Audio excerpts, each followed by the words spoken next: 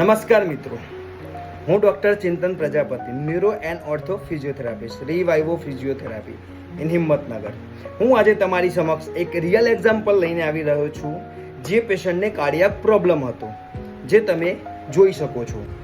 મારું નામ અર્થ ચૌધરી છે. હું ખેડ ગામનો વતની છું. મારા દાદા શિવભાઈ મોતીભાઈ ચૌધરીને, જેમની ઉંમર 70 વર્ષ છે, તેમને કોરોના વખતે કોરોના થયો, તેથી તેમના ફેફસા નબળા પડી ગયા હતા.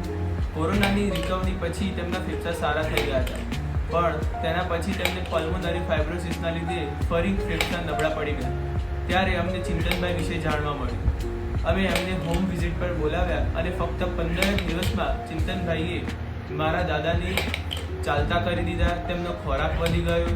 તે સ્પાયરોમીટરના 3 બોલ ઉપર કરી શકે છે તેટલા એમના ફેફસા સક્ષમ બનાવી દીધા. જો આપના પરિવારના સદસ્યને પણ કોઈ આવી તકલીફ હોય તો હું ચિંતનભાઈને મળવાની અરજ કરીશ.